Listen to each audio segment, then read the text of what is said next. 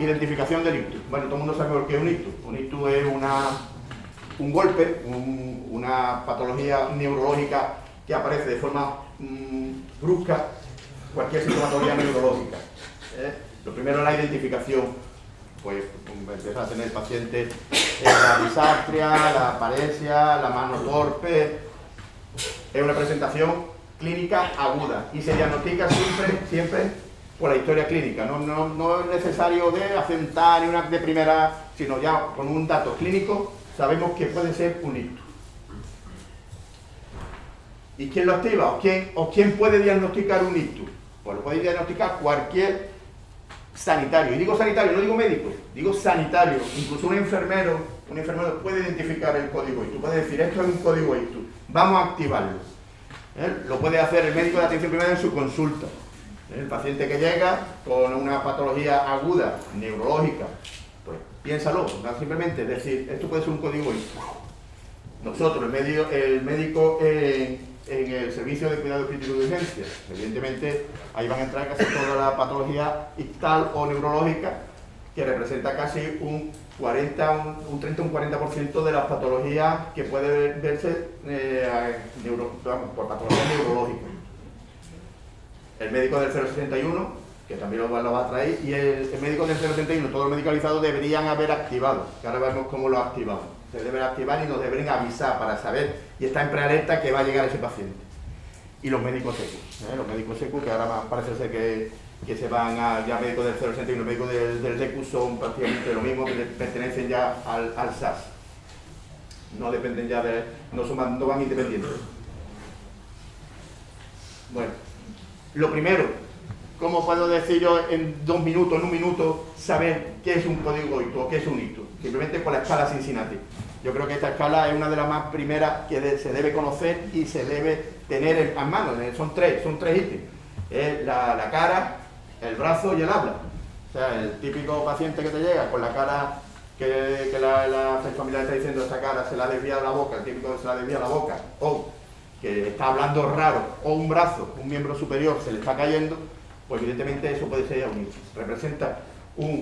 Tiene una sensibilidad del 95% y una especificidad, simplemente teniendo un dato clínico, uno de los ítems, representa un 56%. Pero si tiene dos o más, ya llega hasta el 70 y 80% de especificidad, en la escala Cincinnati. Esto es muy fácil y no necesita ninguna medida extraordinaria, ni mucho tiempo, evidentemente, que es lo que a nosotros nos interesa, el tiempo del cerebro.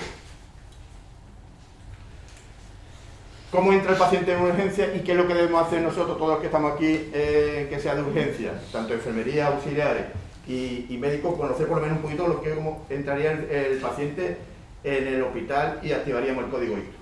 Lo ideal, que entre el paciente con una ambulancia medicalizada, tanto sea por el 061, sea por el DECU, o sea con un médico simplemente con atención primaria acompañándolo. El paciente pasaría directamente, por eso no lo va como ingreso en urgencia, sino pasaría directamente a la sala de críticos, a la sala de parada, y siempre será una prioridad 1. Es una emergencia sanitaria, una emergencia que no podemos esperar más allá. Son dentro de los códigos, está el código sepsis, el código infarto, el código trauma y el código ictus. Incluso si nosotros estamos en la sala de parada, y no nos lo han triado el paciente, simplemente con que pongamos en los 4 iconos, que hay cuatro ítems o 4 puntitos que son los códigos, marcamos código ictus y automáticamente se tría como una prioridad 1. El paciente pasaría a la sala de críticos y de la sala de críticos siempre acompañando con el médico y el enfermero iría al TAC. Y a partir del TAC pues ya se empezaría ya el tratamiento fibrinolítico o tratamiento ya necesario si se desactiva el código ictus.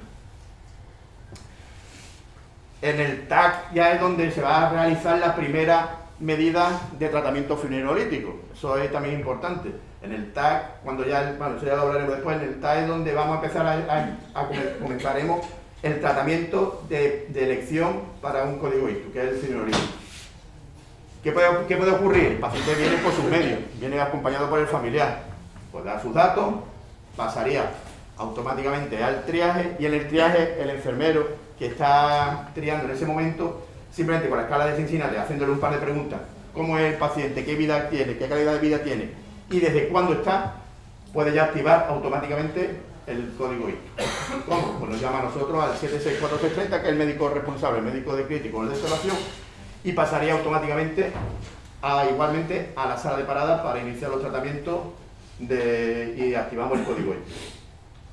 Que el paciente, porque ya tiene unos síntomas que no parecen que sea un ICTU, o pues lo triamos con una prioridad 2 y 3, como puede ser un ICTU que lleve ya 4 o 5 días, 3 días, o otra patología que no se identifique, pues pasamos a una prioridad 2 y 3.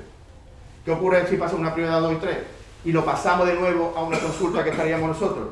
El médico que está en ese momento puede decir, bueno, pues el enfermero pues no ha diagnosticado correctamente, lo voy a volver a retriar, lo voy a reevaluar. Si el médico que le toca en ese momento al paciente considera que es un código ICTU, lo puede activar, igualmente llamando al médico de crítico y pasando a ese paciente automáticamente a parada. Que el paciente no cumple criterio de código ICTU, pues pasa ya al circuito con una patología o un ICTU, otra patología, y ya pasaría a consulta con su tratamiento correspondiente. Perdón. Entonces, en medio propio y en ambulancia convencional más o menos sería el mismo circuito. En lugar de venir con el médico acompañado, vendría con un médico que alguien lo habrá diagnosticado y lo pasa a la prioridad 1 a través del triage. Entonces, nosotros ya estamos en la sala de parada, estamos con el paciente y las funciones del médico de urgencias, ¿cuáles van a ser? Van a ser básicamente 7 puntos. Es historia del paciente, una anamnesis rápida, porque no tenemos nada más que 10 minutos para valorar a ese paciente. Según la guía, la primera evaluación debe ser de menos de 10 minutos. Valoramos al paciente preguntando por el ranking, por la situación del paciente y el tiempo de evolución del ICTU. Lo importante ahora mismo es, teníamos el tiempo hasta 4 horas y media, ahora ya se ha ido ampliando la ventana terapéutica, que después ya también lo comentaremos. Llamaremos al radiólogo, llamaremos también en ese momento al intensivista. Esto también lo tendremos que hablar. Registraremos en el DIRAYA la activación del código ICTU a través en el CAPI, para que en Sevilla tengan identificado ese paciente. No significa que haya que llamar, simplemente registrarlo a través del DIRAYA. Es un sistema que también después en el CAPI, en el último punto, lo vamos a ver cómo se registra. Estamos aquí en el DIRAYA. Llamamos al médico intensivista, aplicamos la escala, sobre todo hemos dicho la NI, la NIHSS, para saber exactamente cuántos puntos tiene, el ranking, el Glasgow. Tampoco es de la importante, pero vamos, si lo apuntamos también no es. Pero las dos escalas son el NI y el ranking. Reevaluamos al paciente con criterios de inclusión y exclusión para ver si ese paciente es candidato a fibrinolisis. Y por último, tratamiento conservador y de mantenimiento para la neuroprotección neurológica del paciente. Esas son las medidas generales y las constantes, y mantener la saturación, la tensión, la glucemia y la temperatura. Todo eso va encaminado a tener el tiempo menos posible al paciente, 10 minutos para hacer todo esto. ¿Qué pruebas vamos a pedir en urgencia? Básicamente enfermería pues ya estaría realizándole lo primero una glucemia capilar, le extrae su hemograma, su bioquímica y su coagulación completa, sobre todo con la coagulación con el perfil y con el INR. Hemos dicho la determinación de glucemia capilar automáticamente. Se le hace un electro y una radiografía siempre y cuando no vayamos a perder el tiempo. Si vemos que eso va a enlentecernos y vamos a perder tiempo, lo olvidamos. No es una prueba necesaria ni fundamental para activar el código ICTU. Acompañaremos y realizaremos un TAC craneal simple, que ya tenemos desde el tiempo desde la puerta hasta el TAC. La guía lo consideran como 30 minutos como máximo. Intentaremos que esté a menos de 30 minutos. El angioTAC y tronco supraórtico, sobre todo del polígono de Willis, y el TAC de perfusión, que ahora ya lo hemos metido aquí porque habrá que hacérselo en algunas condiciones. O sea, en algunos pacientes están indicados de hacer también el TAC de perfusión, que también lo discutiremos. En caso seleccionado, estudio de tóxico y alcalemia, si pensamos que el paciente puede tener una intoxicación etílica o un consumo de tóxico. El test de embarazo, porque tanto el embarazo puede estar contraindicado para la fibrinolisis, si sospechamos, pues habrá que hacérselo. Gases arteriales, cuidado, porque si hacemos unos gases arteriales, posiblemente ese paciente ya no sea candidato a fibrinolisis, porque el sitio de punción, si no se comprime bien, puede sangrar. Entonces, los gases arteriales, tenerlos siempre, de no realizar a todos los que tengan una sospecha de un ictus. Y la punción lumbar, si se sospecha una hemorragia subaracnoidea, se puede hacer la punción lumbar. Lo que ocurre que también lo pongo en rojo, porque si se hace la punción lumbar, tampoco se va a poder finalizar a ese paciente. Electroencefalograma, si hay crisis comiciales, pero en urgencia como tal, esa prueba no la tenemos, no tenemos acceso de hacerle de urgencia, ya se haría en planta en caso de que sean crisis comiciales como primera síntoma de un ictus. Tratamiento básico y neuroprotección, esto es muy fundamental. Si en estos 4 puntos, alguno de ellos no lo vamos haciendo, posiblemente el riesgo de complicación del paciente sea mayor, sea más elevado. ¿Cuáles son? Lo primero, el ABC de todo lo que es la estabilización del paciente. Asegurar la vía aérea y oxigenoterapia. No poner oxígeno de antemano, no poner oxígeno solamente, y esta es la recomendación en la STROL del 2019, saturaciones por debajo del 94% es cuando es necesario poner un suplemento de oxígeno. Si no, no ponerlo, porque también la hiperoxigenación en el cerebro puede producir más daño cerebral. Evitar las aspiraciones y con el paciente en posición de seguridad. Es más, en unos 30 grados lo colocamos y si es necesario incluso sonda nasogástrica, para evitar los vómitos. Y si ya el glauco está por debajo de 8, evidentemente habrá que proceder a una intubación orotraqueal para aislar la vía aérea. El segundo punto va para tener en cuenta la neuroprotección neurológica o neuroprotección del paciente, la hipertensión. La hipertensión, tenemos que dos candidatos, uno si va a recibir fibrinolisis y otro que no vaya a recibir fibrinolisis. El que va a recibir fibrinolisis, que es nuestro cometido en esta sesión, es mantener la tensión, tratar la tensión siempre y cuando estén por encima de 220, perdón, si van a recibir fibrinolisis, tratar la tensión los pacientes que estén por encima de 185, 110. Si vemos que un paciente está en 200 en la sala de paradas, por lo menos administramos algún hipotensor para que las tensiones sean controlables y podemos realizar la fibrinolisis. Pacientes que no van a recibir fibrinolisis porque sea un ictus y se ha descartado y se ha desactivado el código ictus, con unas tensiones de 120 los podemos mantener y a partir de ahí cuando lo trataríamos. ¿Cuáles son los fármacos utilizados según la guía? Los americanos aconsejan el labetalol como primera medida, como primer tratamiento, primer escalón, a dosis de unos 20 miligramos, unos 4 mililitros, en bolo, directo. Se puede repetir cada 15 o 20 minutos hasta que tengamos el control de la tensión. Se puede también poner una perfusión a estas dosis. Segundo escalón sería el urapidilo, media ampolla, 25 miligramos también en bolo, también directo, y también se puede repetir también a los 20 minutos hasta que consigamos la reducción de la tensión. Saber que la reducción de la tensión no debe ser más del 25% de su tensión por la hipoperfusión que pueda provocar cerebral posteriormente. Fármacos orales, el captopril, si es por vía oral, mucho mejor. La sublingual muchas veces puede producir también, es muy errática la absorción y puede producir hipotensiones no deseadas. Pero si puede el paciente tragar, lo aconsejable que sea por vía oral. También los americanos utilizan el nitroprusiato y la hidralacina. El nitroprusiato aquí prácticamente no lo hemos utilizado en muy pocas ocasiones, posiblemente en la UCI se la hayan utilizado un poquito más. Nosotros con los dos medicamentos normalmente y habitualmente se consigue control de las tensiones, tanto con el labetalol como con el urapidil. Temperatura, idem. Pacientes que vienen por encima de 37,5 grados de temperatura, hay que administrarles siempre un antipirético. ¿Cuál? El paracetamol o el metamizol, 2 gramos o 1 gramo de paracetamol. También aquí esas son las recomendaciones tipo 1 de la STROG en el 2019, que aconseja bajar las temperaturas, aunque el paciente no tenga fiebre, no tenga un cuadro séptico, puede ser con una situación de estrés, la temperatura hay que bajarla.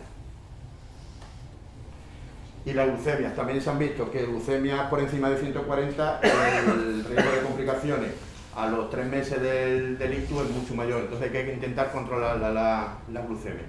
por encima de 140 con esas dosis. Y cuidado también los pacientes con el stroke mimi, con lo que parece un ictus y al final lo que resulta ser una hipoglucemia. Hay que tener cuidado. Por eso es importante que cuando llegue el paciente a la sala de parada, el enfermero responsable le haga un destrote, una glucemia capilar. Ubicación e ingresos. Bueno, el paciente ya lo tenemos ya estabilizado, lo tenemos ya perfecto, 14,7 de tensión, 36,5 de temperatura, el hombre saturando, lo único una disartria y una epiparesia. ¿Qué hacemos con ese paciente? ¿Dónde lo ubicamos? Aquí he hecho un poquito, a grosso modo, lo que sería dónde tiene que pasar este paciente después de recibir tratamiento. En el área de observación, es el paciente donde lo vamos a tener. Todo ictus isquémico de cualquier localización que provoque alteraciones de la conciencia, o sea, un glaucoma por debajo de 13, que es un poquito agitado, que es un poquito inquieto, ese paciente tiene que estar en observación. Se recomienda una observación de unas 8 horas. Permanecer en la observación del paciente que precise medidas para el control de las complicaciones. El paciente que esté epiléptico, que esté con un glaucoma cayendo, este paciente debe estar todavía en observación hasta que no se estabilice el paciente. Paciente que ha sido fibrinolizado, pero por situaciones de logística, porque no hay problema de cama, de ubicación en la UCI, ese paciente pues se quedará a cargo en observación, llevándolo la UCI nosotros, pero el paciente es de UCI, pero como digamos, prestada la cama en el área de observación. En unidad de cuidado intensivo, todo paciente que sea fibrinolizado debe pasar a la unidad de intensivo. Pacientes propuestos para valoración neuroquirúrgica, funcionalmente independiente, con una escala por debajo de 2, también debe pasar a la UCI, porque posiblemente sea trasladable por si es un hematoma, un hemorrágico, un sudural. Paciente con un ictus isquémico hemorrágico con la tensión no controlada, también ese paciente debería estar en la UCI. Paciente intubado, que venga el paciente intubado, pues pasaría automáticamente a la UCI, y paciente que ya está en una situación ya para donación, pues también el paciente debe estar en la UCI para proceder a la donación cuando fallezca el paciente. En hospitalización, tanto de medicina interna o de neurología, pues podrán pasar a ingreso a la planta todo el paciente sin criterios de medicina intensiva. Ingresar a medicina interna todo el paciente al menos uno de los siguientes: un paciente mayor de 65 años con comorbilidad, puntuación de escala de un ranking ya muy dependiente, un ictus previo ya y de etiología ya conocida. Ingresarán en neurología al paciente menor de 65 años sin una enfermedad sistémica, no diagnosticado de ictus, ni se sabe cuál es la causa del ictus, que requieran su estudio etiológico. Y pacientes con ictus hemorrágico, en la que se ha desestimado ya una intervención quirúrgica y el paciente pues no precisa más medidas nada más que la de confort. ¿Qué puede ocurrir? Que nos acepten el paciente para una trombectomía. La trombectomía en nuestro hospital de referencia, el Hospital Puerta del Mar, pues el paciente pasaría tanto o de UCI o de observación a la unidad de ictus para realizar la trombectomía. Y pacientes con hemorragia cerebral que precisen un tratamiento quirúrgico también pasarán a cabo. El circuito, como lo vemos, puede pasar el paciente de observación al Hospital Puerta del Mar porque no lo acepten, o ese paciente que se ha finalizado, está en la UCI y el paciente después se ve que tiene una oclusión de unos grandes vasos, pasaría al Hospital Puerta del Mar tras la aceptación del paciente. El paciente también se puede complicar o puede aparecer un nuevo síntoma de ictus en la planta de medicina interna. Si también en medicina interna se detecta un ictus o empeoramiento de ese paciente, también se comentará con el Hospital Puerta del Mar, y desde planta de medicina interna o de neurología también puede pasar el paciente al Hospital Puerta del Mar para realizarle las pruebas de trombectomía o lo que quiera, o una cirugía neuroquirúrgica. Realización de pruebas de imagen. Bueno, lo primero cuando llega el paciente, la primera prueba de imagen que se le hace a cualquier ictus es el TAC, un TAC simple. Cuando llega el paciente a la sala de parada, avisamos a nuestros amigos los radiólogos. ¿Para qué? Para realizarle el TAC simple. Nosotros lo acompañamos, tenemos desde la puerta hasta la realización del TAC, 20 minutos.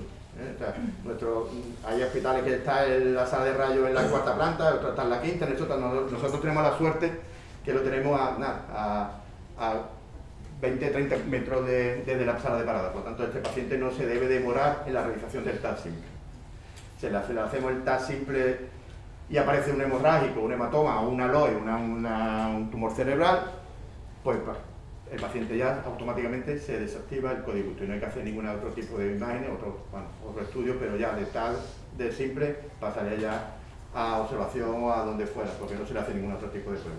Si el TAC simple es normal, no vemos ninguna lesión, no vemos ningún hematoma, no vemos nada que contraindique la fibrinolisis, angioTAC de cráneo, de tronco supraórtico y de cráneo, y el TAC de perfusión. Claro, ¿cuándo pedimos el TAC de perfusión? ¿Se lo pedimos a todos? ¿No se lo pedimos a quién le pedimos ese TAC de perfusión? Ese TAC de perfusión, según la guía última, recomienda un código ITU de más de 6 horas de evolución. Por lo tanto, ya estamos ampliando la ventana terapéutica. Código ITU de tiempo indeterminado o un despertar. El típico paciente que a las 8 de la mañana no aparece y el paciente a las 11 de la noche, a las 10 se acostó, ese paciente hay que hacer un TAC de perfusión. El ASPET es una puntuación que los radiólogos nos hacen para ver exactamente cuál es la extensión del ictus. Si ese ASPET es entre 4 y 5, está ahí limítrofe, y un paciente candidato a poder hacer fibrinolisis y trombectomía, también estaría indicado un TAC de perfusión para ver exactamente cuál es la zona de penumbra y si hay tejido salvable. Y la semiología altamente sospechosa y el TAC es normal. Ese paciente que tiene una clínica que todos decimos, este tiene una cerebral media, este tiene un ictus, pero en el TAC se ve simple.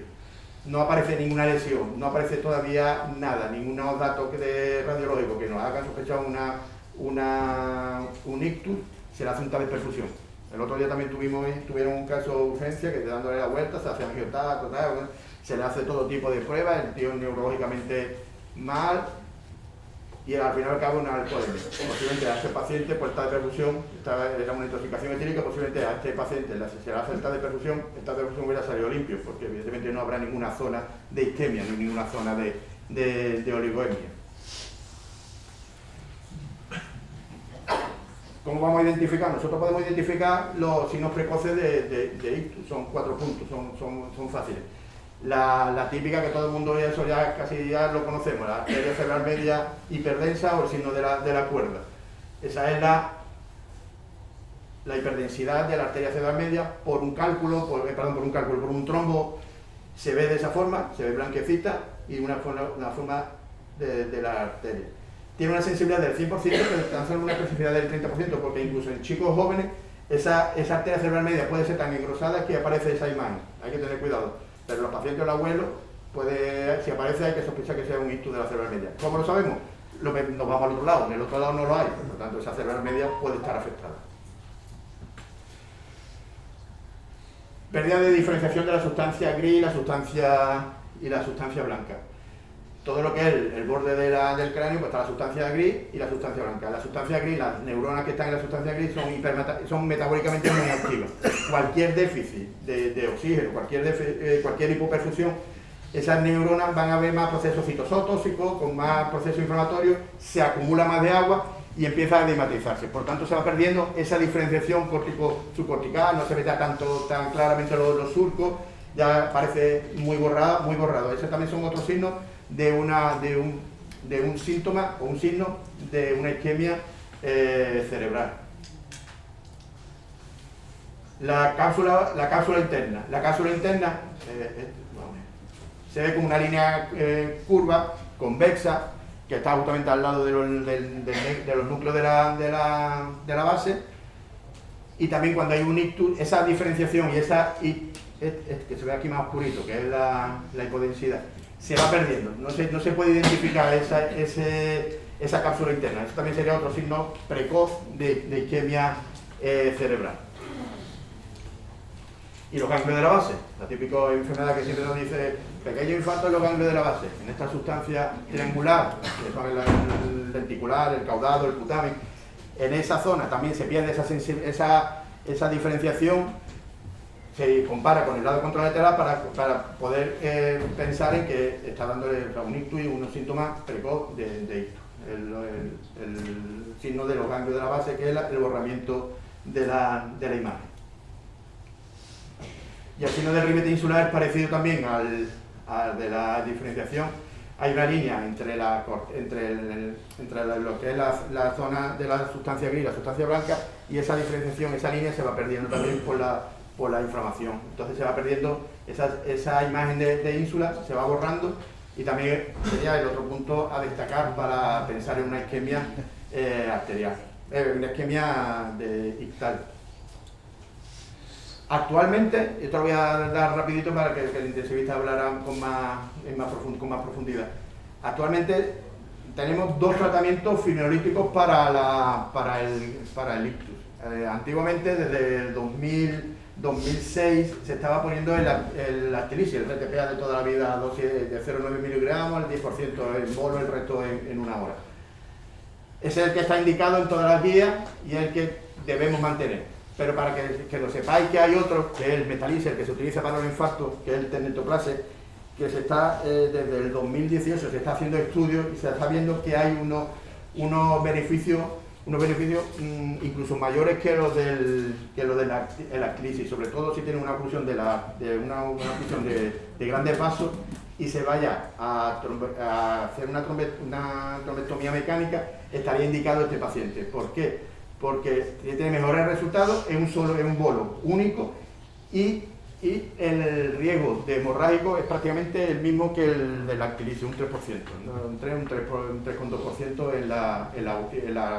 en los últimos ensayos. Bueno, los criterios de exclusión para la fibrinolisis, para administrar el fibrinolítico. Prácticamente ha cambiado muy poco. Los criterios de exclusión absolutos son el ictus con una cirugía intracraneal o traumatismo craneoencefálico grave en los últimos 3 meses, antecedentes de una lesión del sistema nervioso central, sea ya tengo un acceso, sea una aloe, pues está evidentemente contraindicado. Ictus con infarto extenso establecido por neuroimágenes, cuando también nos dicen el ASPE o vemos que ya hay mucho edema, una enfermedad maligna de la cerebral media, esto también estaría contraindicado la fibrinolisis. Una comorbilidad grave, enfermedad terminal con un ranking de mayor igual de 3, síntomas sugestivos de hemorragia subaracnoidea en un TAC normal, ya también se desactivaría. La hipertensión arterial severa, ya hemos dicho que hasta que no se corrige la tensión por debajo de 185, 110, no se puede administrar fibrinolítico. Sospecha de endocarditis y pericarditis, punción lumbar o punción arterial en los últimos 7 días por el riesgo de sangrado en ese punto. Hemorragia digestiva alta, pancreatitis aguda, hematuria traumática, traumatismo y parto en los últimos 21 días también estaría contraindicado. Una puérpera también no estaría indicado la fibrinolisis intravenosa. La retinopatía hemorrágica, aunque el plan andaluz al ictus, la retinopatía hemorrágica lo ponen como absoluto, en algunas guías lo están mirando y la ponen como relativo. Cirugía mayor en los últimos 14 días, una coagulación con los tiempos de 40 segundos del TTPA y del TP mayor de 15 y un INR por encima de 1,7. El paciente que viene con síndrome y está con un INR por debajo de 1,7 se podría fibrinolizar, ya no es un criterio de exclusión el paciente con toma de síndrome, hay que tener el INR. Tratamiento con heparina de bajo peso a dosis anticoagulantes y el recuento de las plaquetas por debajo de 100.000. La glucemia, evidentemente, si está por encima de 400 está contraindicado, y si está por debajo de 50, una hipoglucemia, pues habría que tratar primero la glucemia antes de fibrinolizar. El hematocrito por debajo de 25 y tratamiento con anticoagulantes directos, salvo si en las últimas 48 horas de la toma el paciente no ha tomado ninguna dosis, por tanto también se podría administrar el fibrinolítico. El uso del hidarucizumab en pacientes tratados con dabigatran. Ese es el único antídoto que tiene los anticoagulantes nuevos, los ACO. Si el paciente está tomando el dabigatran, podemos utilizar este medicamento para revertirlo. Es muy fácil, es caro, no sé si en la UCI lo hay. En la dosis son 5 gramos en bolo, las presentaciones son de 2,5 miligramos, 2,5 gramos. Se administra las 2 ampollas en bolo y se puede esperar, y a la hora o así se puede hacer fibrinolisis sin ningún problema.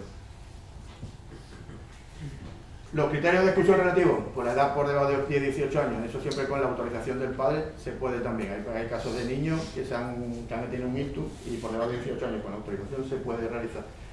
Los síntomas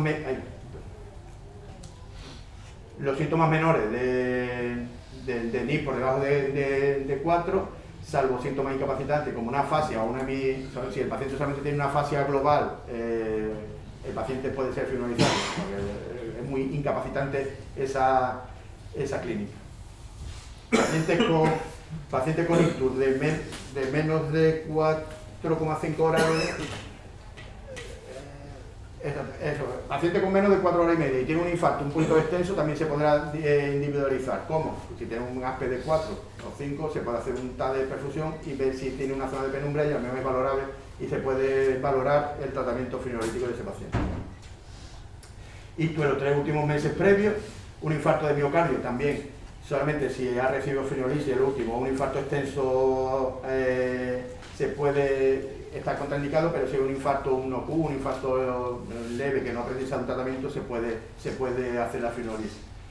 Crisis epiléptica es un criterio de exclusión porque ya hemos visto, es relativo porque ya hemos visto que la crisis epiléptica puede ser un primer síntoma de un ictus. Y la paciente con alta carga de microsangrados cerebrales conocidos previamente. Los pequeños pacientes, los que tienen pequeños sangrados, se dice que menos de 10 en el TAC se podría también producir y realizar la fibrinolisis del paciente. Que antes no se hacía. ¿Qué es lo que no se hacía antes? Los pacientes anticoagulados, ya hemos dicho que a todos los pacientes anticoagulados no se fibrinolizaba, ya teniendo el INR y teniendo el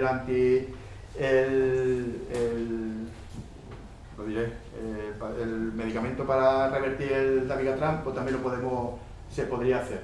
Mejoría de los síntomas, antes no. Ictus de despertar o incierto, ya hemos dicho que sí puede ser candidato a una fibrinolisis y un tratamiento endovascular. La diabetes mellitus, siempre y cuando la glucemia la tengamos controlada, se puede también fibrinolizar. El paciente de más de 4,5 horas, el paciente de más de 4,5, antes ya se desactivaba el código ictus, ahora ya no, ahora tenemos el margen hasta 24 horas en algunos casos.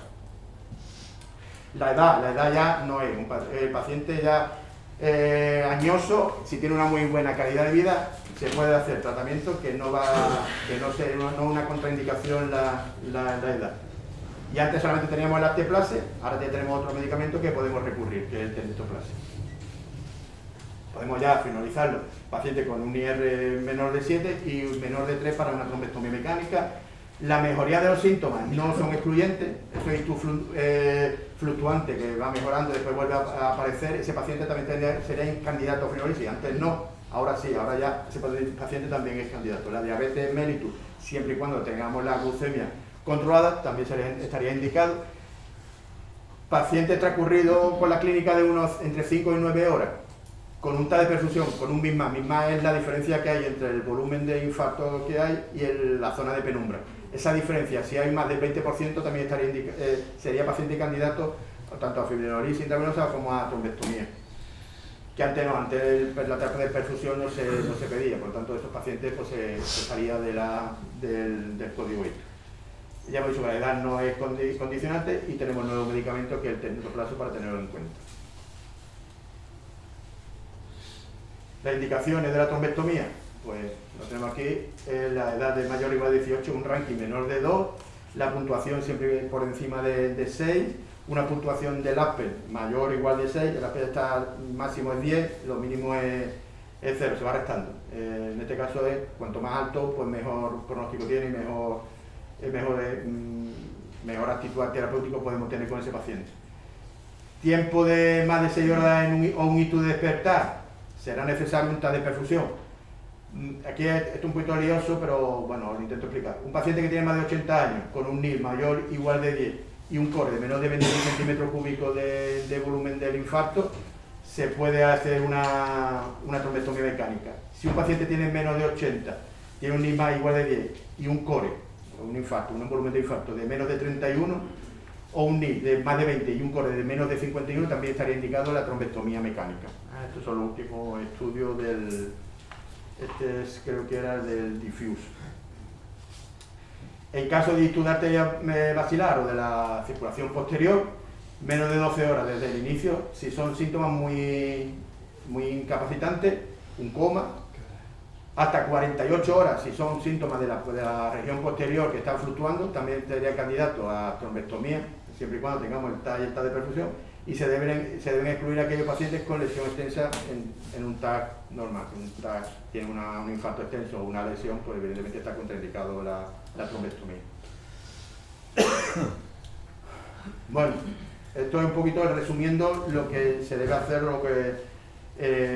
con un código ictus. Aparece un paciente con una sospecha de un código ictus, calculamos el ranking mayor de 2, pues ya no se hace nada, se hace la medida de un ictus, tratamiento ya de ictus y no se hace nada más. Si conocemos el tiempo, sabemos, el paciente sabe decirnos desde cuándo tiene los síntomas, el paciente puede tener menos de 4 horas y media. TAC simple y angioTAC. ¿Hay sangre? Sí. Pues si hay sangre, evidentemente ya hemos dicho al principio que cuando había sangre, una lesión, se desactiva el código ictus. No hay sangre y en el angioTAC aparece una oclusión de grandes vasos, se administra el RTPA o el tecnotoplase y se valorará si también es candidato para la trombectomía. ¿Que no hay una oclusión de grandes vasos? Pues solamente el RTPA. Como hemos visto aquí, el tecnotoplase solamente se está utilizando en caso de una oclusión de un gran vaso y para irse a candidato a trombectomía. Que el paciente lleva más de 4 o 5 horas hasta 24 horas. TAC simple, angioTAC, y aquí sí, aquí haríamos el TAC de perfusión. ¿Hay sangre? Pues nada, se desactiva. ¿No hay sangre? Tejido salvable, ¿cómo sabemos? Con el MISMA. Si el MISMA es más de 20%, hay un tejido salvable. Si es salvable y hay una oclusión de grandes vasos, pues ya podemos actuar como hacer la trombectomía. No tiene tejido salvable porque tiene un core grande o no hay MISMA, se desactiva el código ictus. Si el tiempo no sabemos el tiempo y es un ictus de despertar o de tiempo indeterminado, lo mismo, pasamos aquí al TAC, angioTAC y TAC de perfusión. Pues hacemos lo mismo, sangre sí, se desactiva, no, volvemos a ver si hay tejido salvable. Si hay tejido salvable, podemos valorar la trombectomía. ¿Qué hemos puesto aquí? Aquí hemos puesto que el paciente cuando llega y activamos el código ictus, pues registramos en el DIRAYA al CATI. ¿Qué podemos hacer con el CATI? Eso que tenemos ahí, que parece que es una herramienta de ayuda, pero nos está dificultando el tiempo. En caso de que sea más de 4 horas y media, los ictus de despertar, los tiempos son indeterminados, que no sabemos qué hacer sin una trombectomía, en esto sí podemos utilizar esta herramienta útil del neurólogo en el teleictus. Él nos va a decir si sería candidato para una trombectomía después de leer el TAC de perfusión y ver si ese tejido es salvable, puede poder contactar, incluso yo mismo solicitar el traslado a Cádiz. Bueno, el registro, el CATI y el teléfono es el teléfono directo para poder llamar al Centro Andaluz de Teleictus. Y nosotros en el DIRAYA tenemos esta plataforma. Nos metemos en el paciente, eso para registrarlo en el DIRAYA. Eso no es necesario llamar al Teleictus, sino simplemente registrarlo para tenerlo activado y que el paciente ya sepa en Sevilla que hay un ictus en el hospital.europa. Le damos aquí a la pestañita de atención al usuario y aparecerá acceso a teleconsulta. Desplegamos la pantallita, lo abrimos, aparece ese es el solicitante hospital.europa urgencia. Nosotros lo hacemos desde urgencia. Otra pestañita que es especialidad, marcaríamos medicina de familia y comunitaria. ¿Qué es lo que queremos ver? Porque está aquí otra plataforma, Teleictus, marcamos hoy Teleictus. Esto era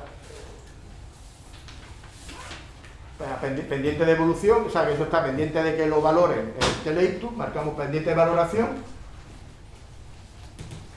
y le damos al registro de derivar, enviar a Teleictus, registrar Teleictus. Aparece ya la ficha del paciente o los datos del paciente, lo creamos y empezamos a hacer aquí arriba están unos ítems, vamos marcando y vamos rellenando todo lo que nos están pidiendo. Es muy fácil, te marca lo que es la duración, el tiempo, la fecha del inicio del ictus, la hora, cuando llega urgencia, todo esto lo vamos rellenando, son ni 5 minutos. Te pedirán la escala de ranking, cuando está en la escala de ranking. Cuando tú lo vas a rellenar, te va a pedir siempre el NIS. Si tú no, en el ítem no rellenas el NIHSS, te va a decir que no lo puede hacer. Entonces se despliega y tú ya lo vas marcando, si no te sale el número, pues va marcando los síntomas que tienen el NIS y automáticamente te sale ya el registro en el CAT.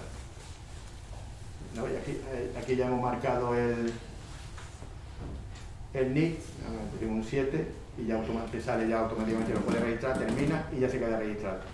Si ya necesitamos utilizar el CATI llamando por teléfono, ellos ya lo tienen registrado y automáticamente ellos ven ya la imagen, ven el tag, el informe, la exploración que hemos hecho y ya ellos mismos pueden activarlo para si es candidato para mandarlo a hacer trombectomía, incluso si es candidato de fibrolisis más allá de las 4 horas y media. Y en este artículo, que es de la Sociedad Española de la Neurología, Sociedad de Neurología Argentina, de junio del 2022, todo lo que hemos estado hablando está aquí resumido. Estos son los estudios que avalan cuándo administra el fibrolisis, cuándo administra hacer trombectomía, en los tiempos. Y yo creo que es un chuletario, una imagen bastante útil para nosotros, por lo menos para tener una idea de los nuevos medicamentos y de las nuevas estrategias terapéuticas en el código ictus. Y hasta aquí.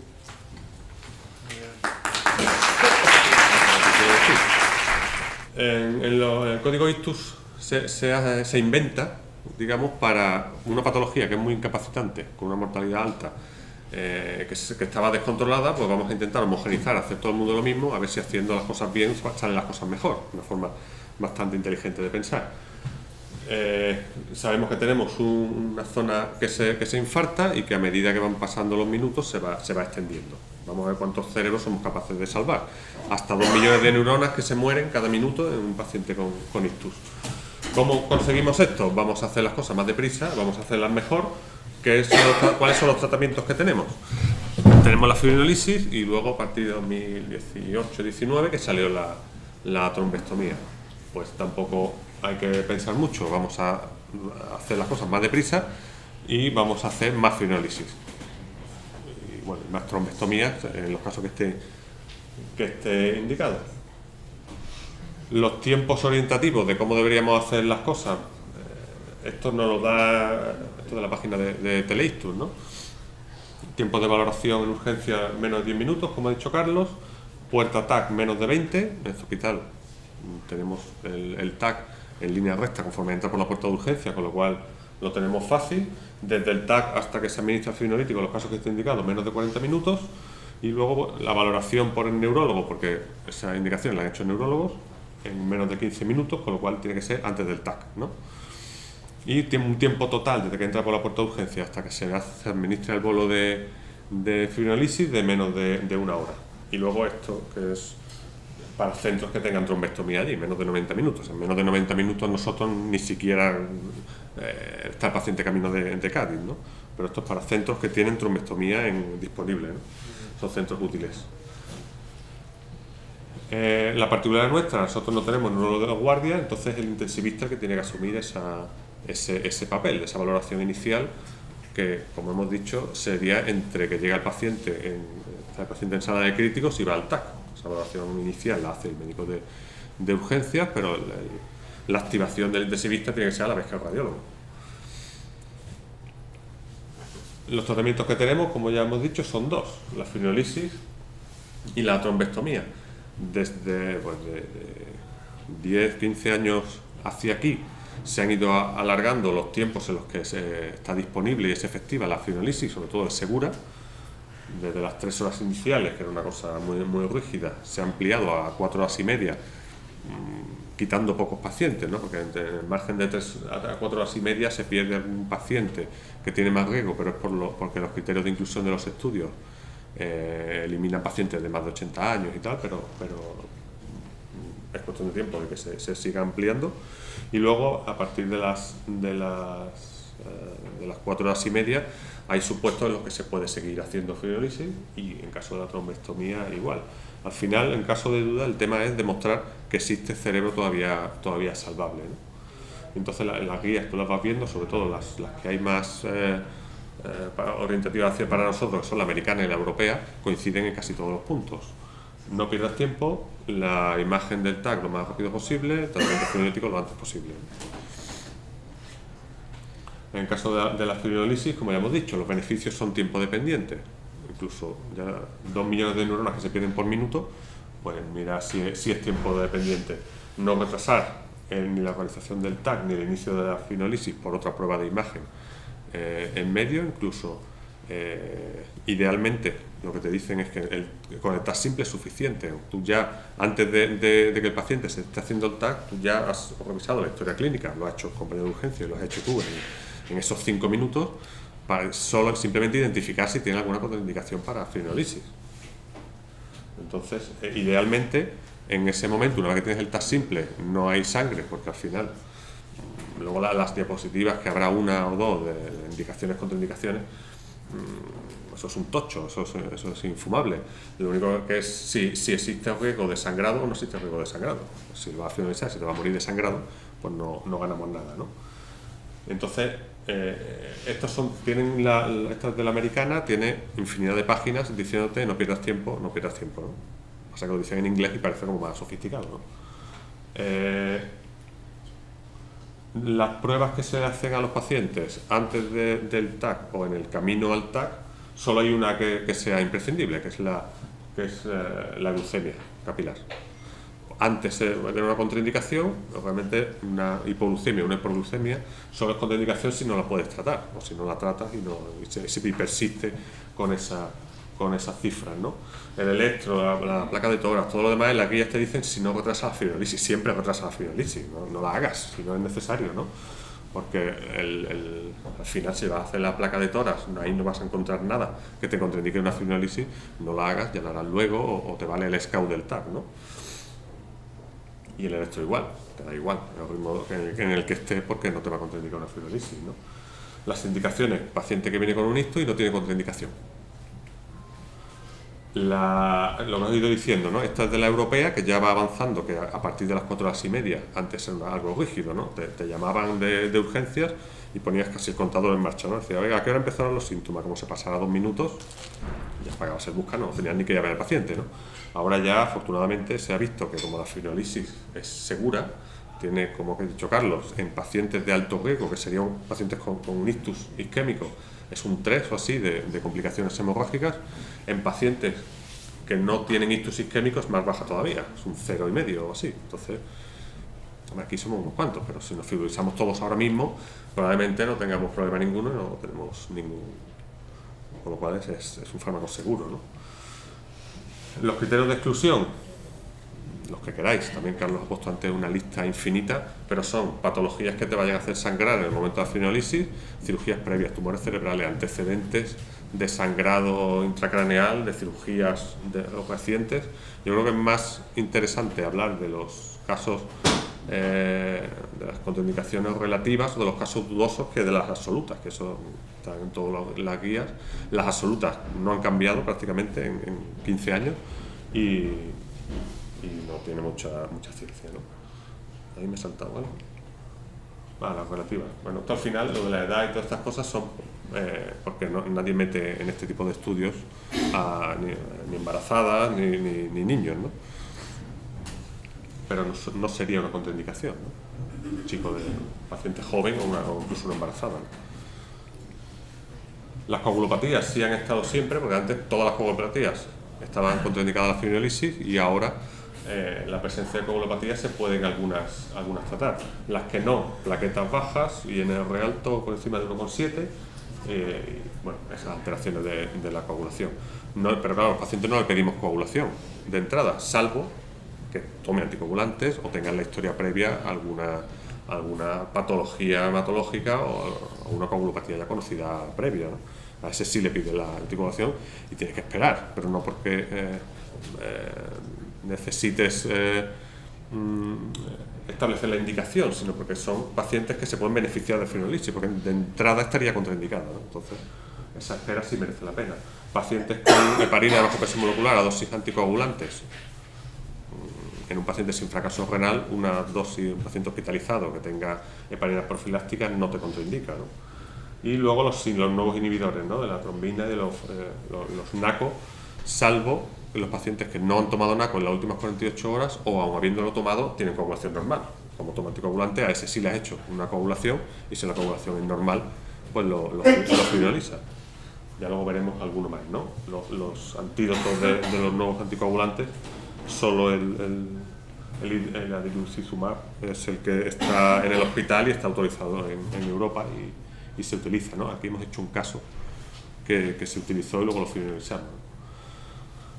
¿Qué es lo que te dicen las guías? Esta es la europea, lo que hemos hablado, ¿no? En casos más conflictivos serían los que toman dabigatran, que aun habiéndolo tomado en las últimas 48 horas se puede hacer revertir la anticoagulación y en 5 minutos lo puedes finalizar. Pero la evidencia es consejo de expertos. Y el Andesanet, que es el antídoto de los otros, ese está todavía muy verde y los estudios que hay no, de hecho yo creo que en Europa no está ni autorizado, son los americanos. Y la Andesanet, la europea, te dice que eso no, para esos nuevos anticoagulantes no hay tratamiento.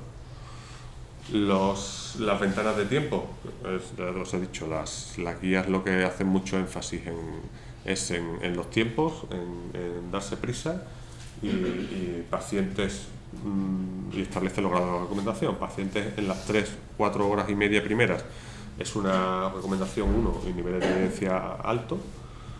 Una vez que pasan esos tiempos entramos en los ictus del despertar o de inicio desconocido. Esto antes pasaba igual, no.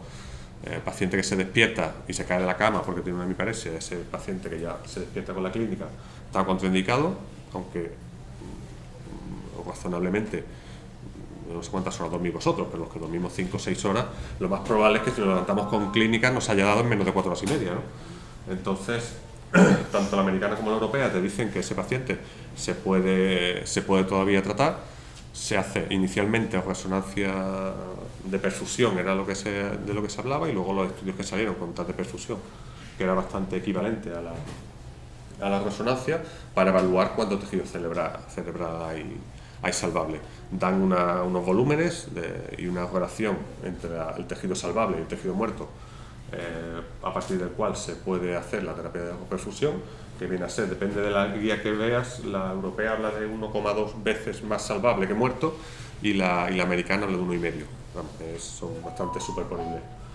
Y en esos pacientes, si no tiene otra contraindicación, sí estaría indicado hacer fibrinolisis y si tiene trombo, pues trombectomía, ¿no? Esto es un paciente de 59 años, esto no es un caso, está sacado de la guía, ¿no? 59 años con un estudio de despertar, 13 horas desde que se le vio bien por última vez, este duerme bastante más que nosotros, y el volumen, se midió el volumen de la zona isquémica, eran 23 mililitros, la zona que estaba de penumbra eran 128, 5 veces y pico más de territorio salvable, y se hizo su fibrinolisis, ¿no?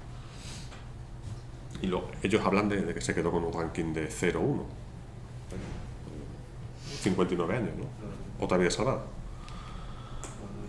Lo de la erupción de la tenesteplasa que ha salido, la tenesteplasa es más antigua todavía que la alteplasa, pero se ha visto por estudios que han salido que en pacientes con lesión de oclusión de gran vaso que se van a hacer fibrinolisis y luego se van a hacer trombectomía, probablemente porque por el beneficio de tiempo que se administra solo en un bolo y no tienes que esperar una hora, pues en pacientes que vienen al rango de tiempo óptimo, de menos de 4 horas y media, tiene mejor funcionalidad después a 30, 60 y 90 días, ¿no? Aquí se puede usar, cuando no hay alteplasa, pues se puede utilizar, pero probablemente el beneficio que se obtiene es por eso, ¿no? Pues no tienes que estar una hora pasando el fibrinolítico.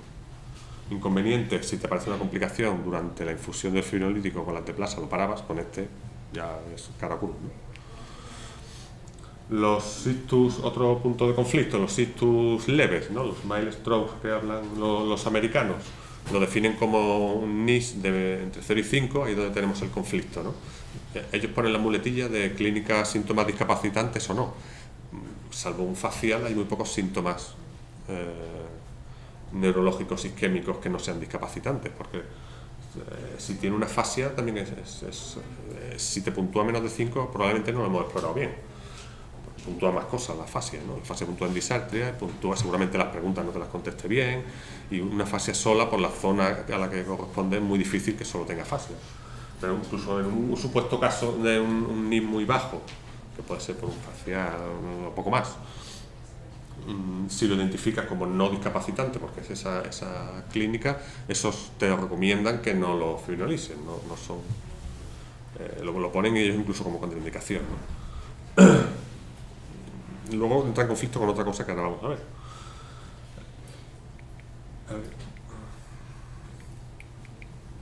Bueno, otro problema que hubo, que también ha habido pequeños cambios, los pacientes que tienen un ictus y un infarto. Mala suerte, si es el momento agudo, primero fibrinolisis del ictus, luego cateterismo para el infarto.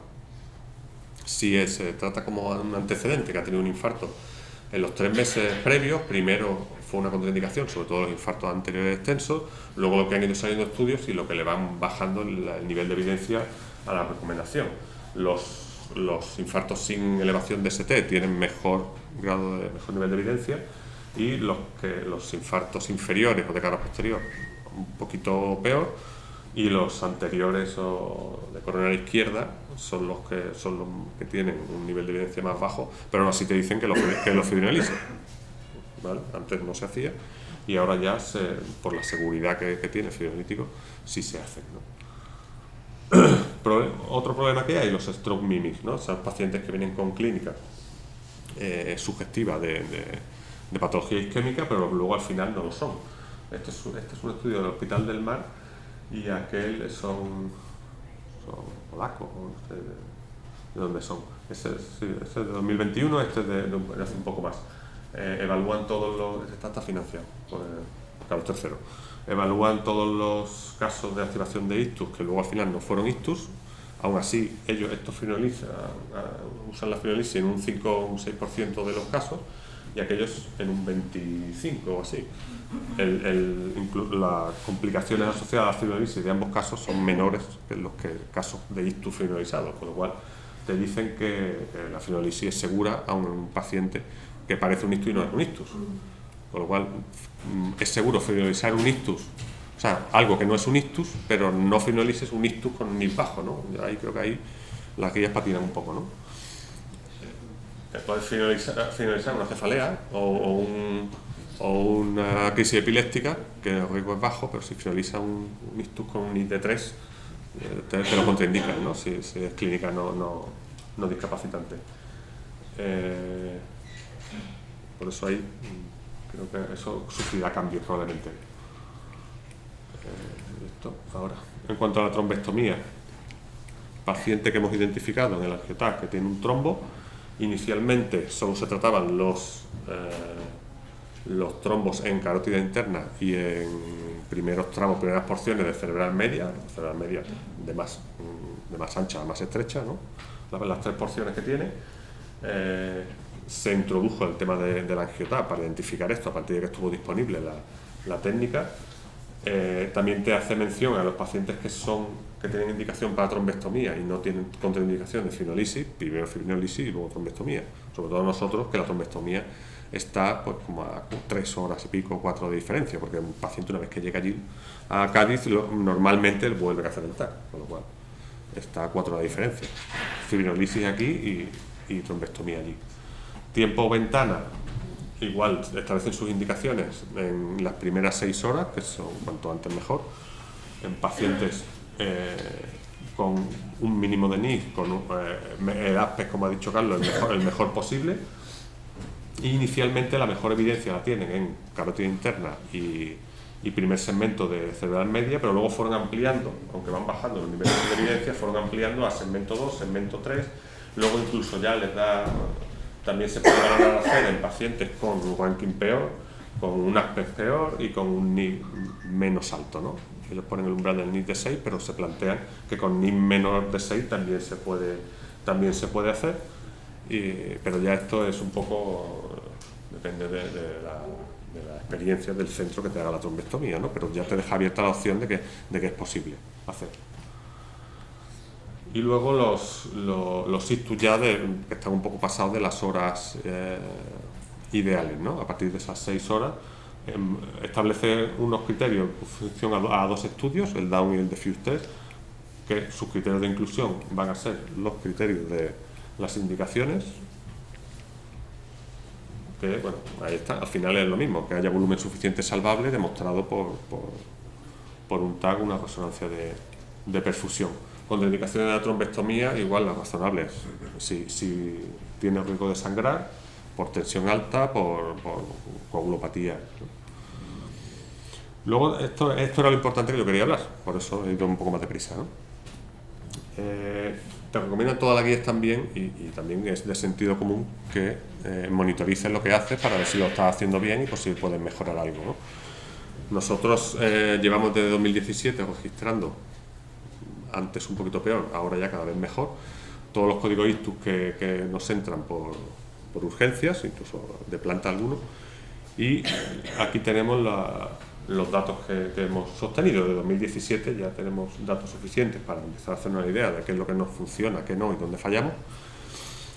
Probablemente en estas fechas se nos escaparan muchos ictus que no hayamos registrado por la dificultad que conlleva y porque no es un registro que tú esté disponible y bueno, es difícil ponerse de acuerdo. Y progresivamente pues tenemos también, ahora últimamente no se nos escapa casi ninguno, ¿no? Las fibrinolisis que se han ido haciendo han ido cayendo, ya veremos por qué, y aquí a partir de 2019 que empezó a hacerse trombectomía, pues hay ya algunas que estamos consiguiendo que nos salgan desde Cádiz, ¿no? Un problema que hemos detectado es que UCI valora menos pacientes a lo largo de por eso hemos visto que las fibrinolisis han ido cayendo. En los primeros años se valoraban un porcentaje bastante más alto, y a medida que han ido cayendo las veces que UCI valora de manera precoz los pacientes, se han caído las fibrinolisis hasta un 35,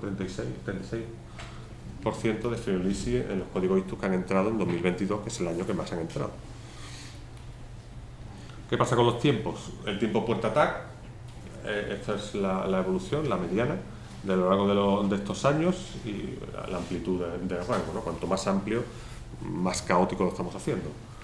Estos son outliers, que son valores extremos que se salen de gráficas, ¿no? Pacientes que probablemente se identificó tarde o que venía por una clínica, luego el ictus lo hace esperando por otra cosa, porque son muchos minutos, ¿no? Nosotros tenemos la suerte de que tenemos el TAC a escasos metros de donde el paciente llega al hospital. Los tiempos son aceptables, lo que más o menos recomiendan las guías son idealmente menos de 20 minutos, alguna te habla de 30. Si nos despistamos, sí se nos van un poco los números, pero generalmente aquí no tenemos problemas. Aquí es donde sí empiezan los problemas, ¿no? El tiempo desde que se hace el paciente el TAC hasta el bolo inicial de Actilise. Había mucha variabilidad al principio, con unos tiempos pues, malos. Se consiguió mejorar a base de esfuerzo, y luego pues otra vez parece que se nos ha ido un poco de las manos. En 2022, 70 minutos desde que se hace el TAC hasta el bolo, más de 1 hora. Cuando el paciente en el trayecto de críticos al TAC es cuando tú ya tienes decidido si se va a hacer fibrinolisis o no. Luego ya con la imagen, si hay sangre pues cambias de opinión, y si no hay sangre pues sigues adelante, ¿eh? Entonces eso está en 70 minutos de mediana, ¿vale? Y la suma, pues también de 2020 en adelante se nos ha salido del rango. Idealmente era menos de 60 minutos el tiempo total, ¿no?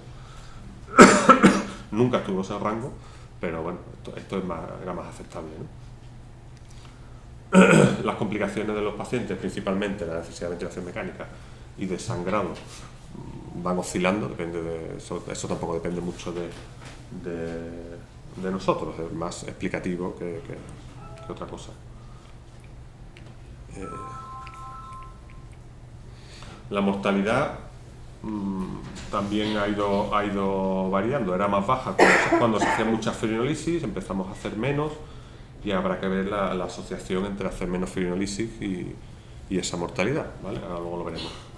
Pero hasta un 30% de mortalidad de los códigos ictus hemos visto, desde las últimas que tenemos.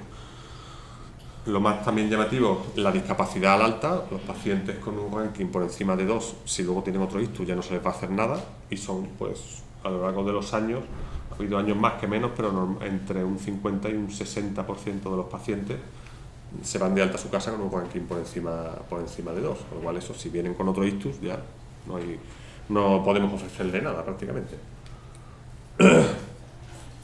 ¿Qué ha pasado con Teleictus? Nosotros desde aquí del hospital, se llama centro de Teleictus, que puede ser un neurólogo de Almería. El neurólogo de Almería te dice que vale, que va a consultar las imágenes.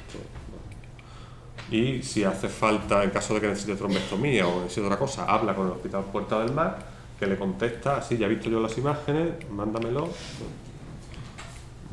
no me lo mandes, el centro Teleictus devuelve la llamada al que lo ha llamado, a veces incluso lo explora otra vez con una camarita, y luego ya se accede, si hay que hacer fibrolisis, se accede a UCI y al tratamiento útil. Entonces, después de dar todas estas vueltas, claro, eso es más rápido que directamente pierde emoción cuando esto falla, ¿verdad?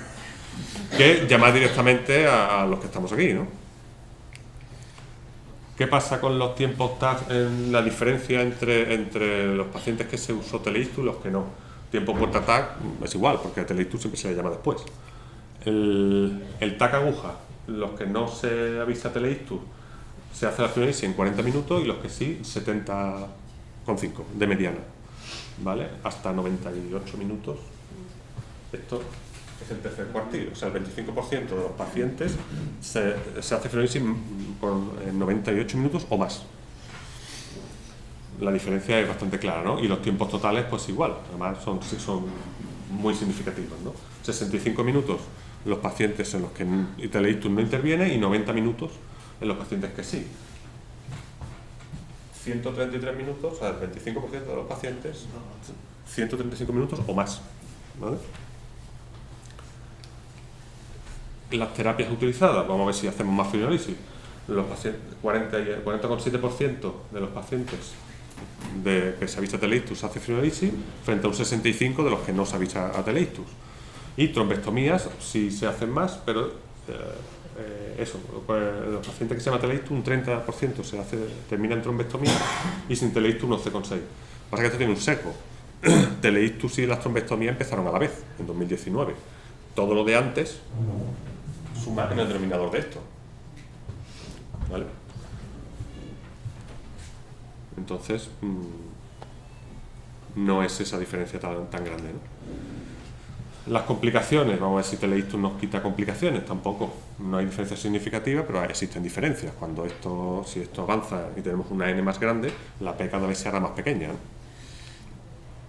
Y la mortalidad le pasa exactamente lo mismo, tanto en UCI hospitalaria como la mortalidad global.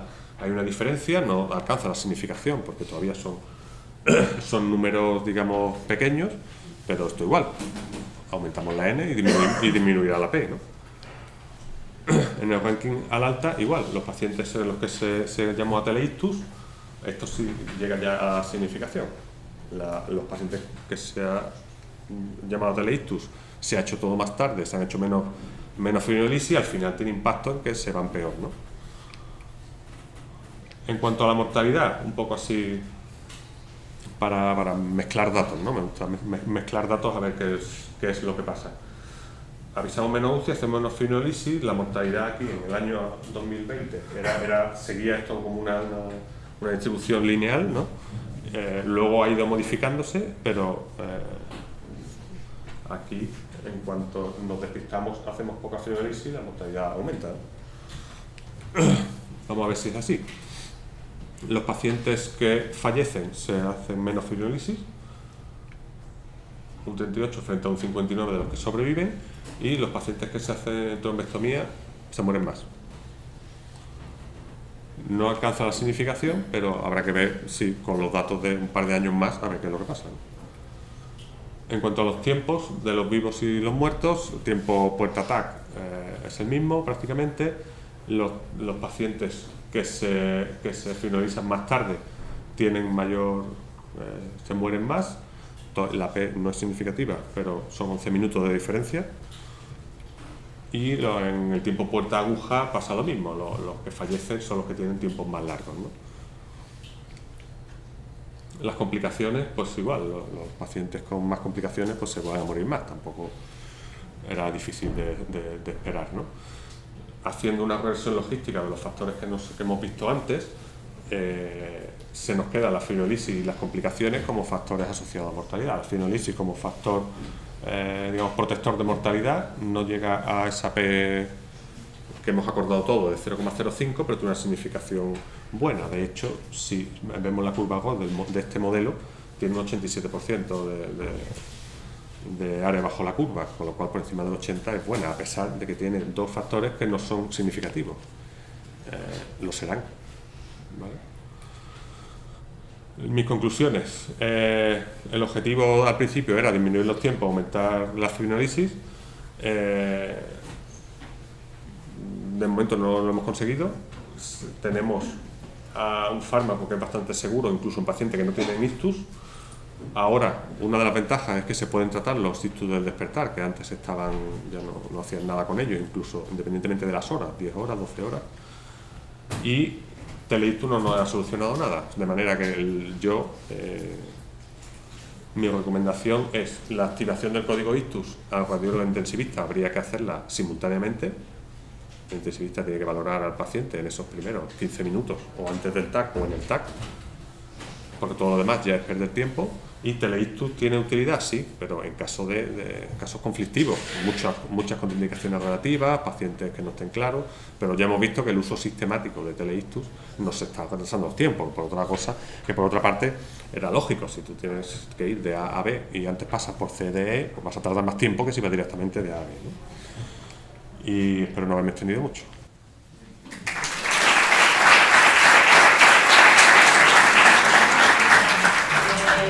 Bueno, yo creo que fundamentalmente hay dos mensajes, ya no vamos a retrasarnos más porque tenemos que irnos a trabajar, pero bueno, que es una buena idea el examinarnos a nosotros mismos, y lo que está claro es que la conclusión, los que estamos trabajando y los que atendemos a pacientes con ictus, sabéis las peculiaridades del hospital, sabéis la situación de neurología, los números de neurólogos que estamos, y que es una patología que es tiempo dependiente.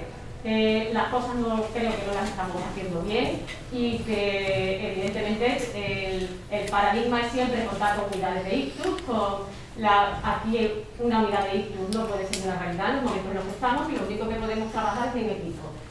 Es importante el mensaje del teleictus porque parece que hay un gran interés en potenciar el teleictus. El teleictus tiene sus cosas buenas, tiene sus cosas malas, pero todos somos médicos y tenemos la obligación y la capacidad de saber diagnosticar y de tomar una decisión terapéutica. Estamos viendo que en general tenemos mucho miedo a los efectos adversos de la fibrinolisis. Vemos que realmente, salvo si hacemos las cosas bien, son mínimos, y estamos atendiendo lo que vemos en planta muchas veces, es cada vez pacientes con ictus más jóvenes. Yo no sé la impresión de medicina interna, este protocolo que se ha puesto o estos criterios de ingreso, pues evidentemente es porque en neurología somos pocos neurólogos y tenemos que intentar pues, seleccionar un poco los pacientes para disminuir la presión asistencial de planta, pero evidentemente las cosas tenemos que hacerlas de otra forma. Y yo creo que el mensaje fundamental es que bueno, el protocolo es una herramienta de ayuda, que hemos hecho las cosas bien antes, no sé por qué ahora no las seguimos haciendo igual o mejor que antes, porque bueno, creo que tenemos más experiencia y es conocer y es consultar, y que evidentemente el teleictus es una herramienta que está ahí, pero tenemos el problema de los tiempos, y hemos visto que son 2 millones de neuronas cada minuto. Si hemos aumentado a 90 minutos, si fuéramos uno de nosotros, un familiar, ¿cuántas neuronas hemos perdido por el camino? Y que estamos viendo que es gente que se da de alta de 50 años, afásico, hemipléjico, y probablemente porque no hemos hecho las cosas del todo bien. Entonces, bueno, simplemente un examen de conciencia. Yo no sé, antes se han repartido protocolos, creo que aquí han sancionado algunos por si hay alguien que no los ha podido coger.